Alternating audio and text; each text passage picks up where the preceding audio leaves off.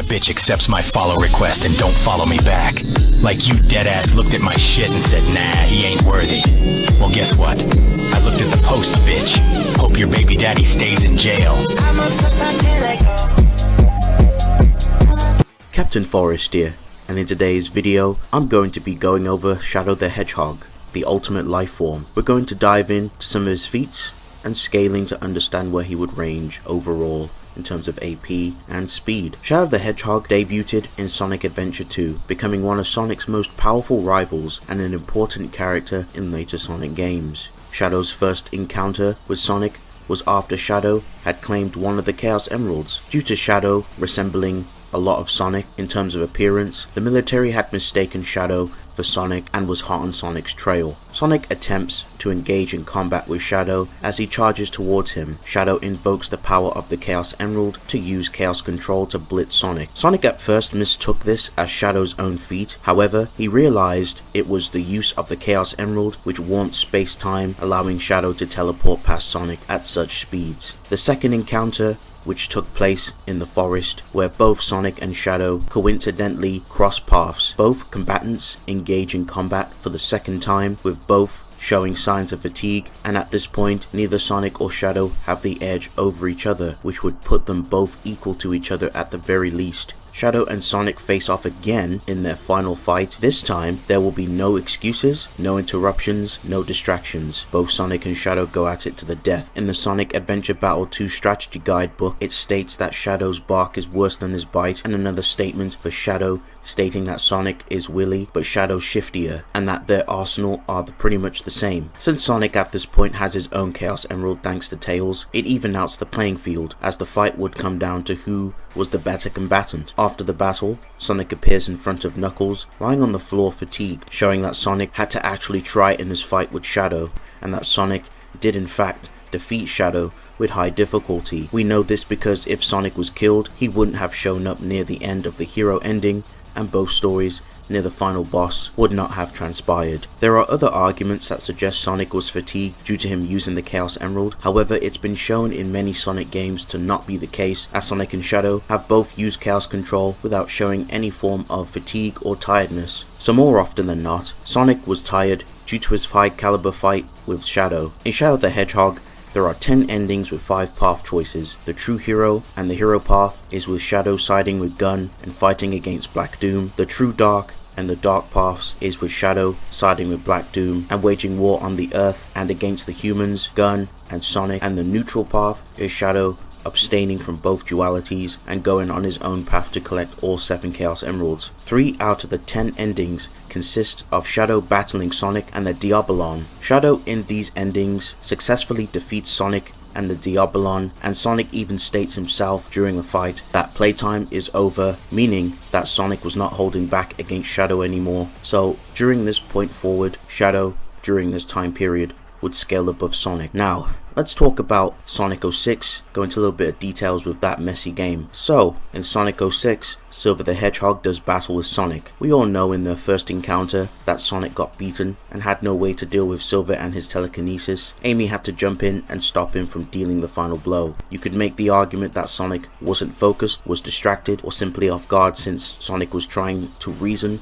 with Silver, as it's stated in the guidebook that Sonic didn't necessarily want to fight Silver. Now in their second fight, Sonic had his back to Silver due to his concern for Elise's safety more than the fight itself, so that could affect Sonic's combat efficiency. But at this point, it's pretty clear that Silver was dominating Sonic, but again, if we take the statement and the interaction between the hedgehogs, this would be chalked up to Sonic holding back. Now afterwards, we see Shadow jump in to take Sonic's place so Sonic can go after Elise when she gets captured again by Eggman. Shadow and Silver both go at it and are relative due to both sides showing signs of fatigue and effort, and are simply at an impasse at this point before the Chaos Emeralds were used to take down Silver. There is also a statement which states that only the heroic hedgehog has the power and strength to defeat the fires and banish the living flame forever, referring to Sonic, and that Sonic played a very integral role in defeating Solaris. However, both Silver and Shadow were also integral for aiding Sonic in defeating Solaris. There are arguments that can be made for those sides, and depending on what interpretation you pick, either Sonic or Shadow would edge out, or both are still relative at this point. Now for their super form, at this point in time they would be equal due to them gaining the same respective amps from their forms, and at that time, base to base,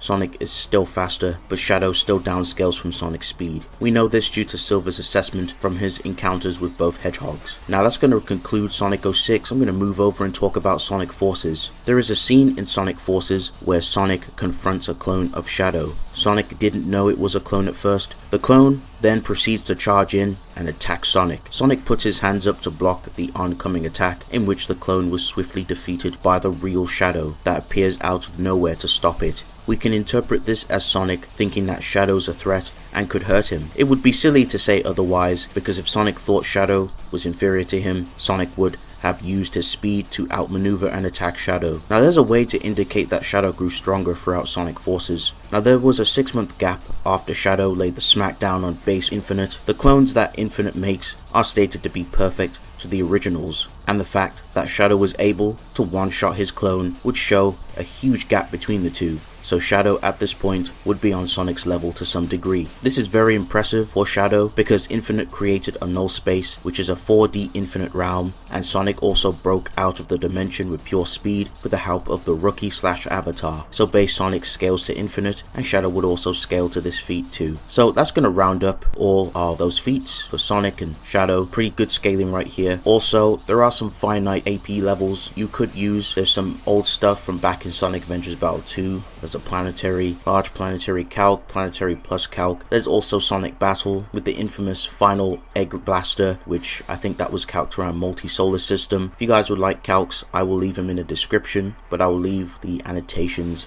near the end of the video. So I think it's time we go over speed for Shadow now, folks. Shadow would scale to some of Sonic's speed feats. Sonic is also above the likes of Gamma, who can avoid Beta's laser beams, which was calced around the 5 times speed of light, aka FTL. Now there are some higher finite speed feats to go over. Metal Sonic travels an interstellar distance while damaged. Eggman shows the distance that Metal Sonic had to travel to. This feat was also calced around the 721 to 1161 times the speed of light, aka MFTL to MFTL plus. Inverse wise, Sonic scales to this due to him being above Metal Sonic, and Sonic has shown many times to defeat Metal Sonic, as Shadow has also defeated Metal Sonic 2 in the IDW comics, which also canon to the games, so the scaling makes sense. Now, we can also use some higher finite speed feats as well. There was a feat in Sonic Advance 3 that Super Sonic performs, where Super Sonic flew to the nebula in 6 seconds. This was calced around the 7 billion times the speed of light, aka MFTL plus. Eggman also scales to this, as he was present during the battle, and he's able to keep up with Super Sonic's movements inside his Eggmobile. Now base Sonic himself has surpassed those past previous feats of Super Sonic back then, and his base would scale to this. It's shown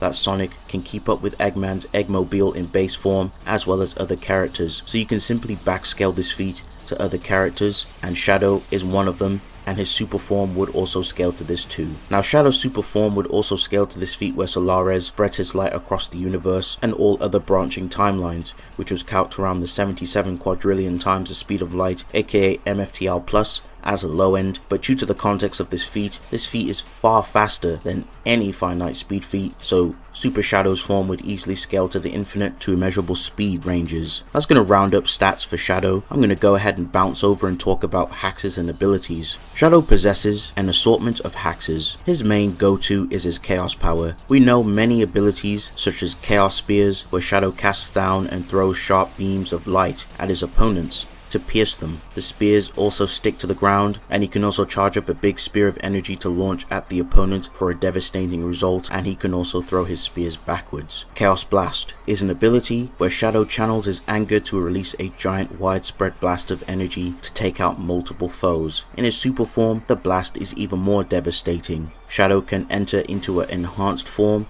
called Chaos Boost. This form further increases his powers and abilities, such as turning his chaos spears into lances which explode upon impact, and by entering this state he was able to remove Mephiles from his shadow. The Chaos Snap is an ability that allows him to teleport to short distances and around his opponent, and Chaos Magic, by snapping his fingers, Shadow summons a rift that damages anyone nearby. Chaos Burst, Shadow hides away in an area of distorted space, and when he reappears, Shadow emits a small area of effect that damages anyone nearby. Roaming Chaos, Shadow throws an orb past the opponent and the orb comes back to hit his unexpected opponent to get him off guard. When Shadow's in possession of a Chaos Emerald, he uses it to further increase the power and effectiveness of his Chaos abilities. He can use the Chaos Control to teleport, which the technique is stated to distort space and time while doing so, and he can also stop time with it, and he can also blind his opponents when he teleports too. Shadow wears 4 inhibitor rings, which help him to control his power. When he takes them off, he unleashes a surge of his true power, allowing him to steamroll his opponents.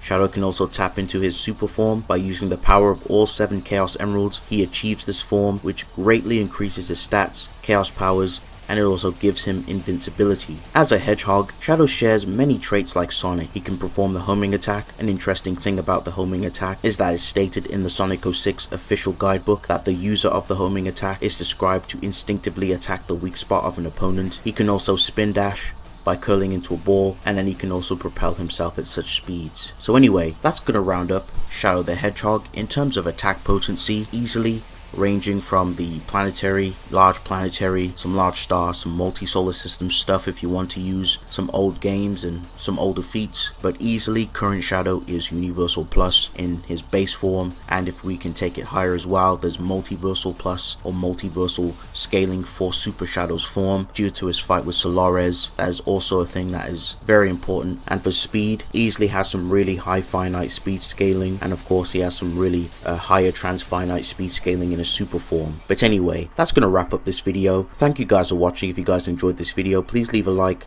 comment down below, and if you guys enjoy Sonic content in any way, shape or form, I will happily do so. I'll happily make more. I think the series is amazing and I've been having a lot of fun making it.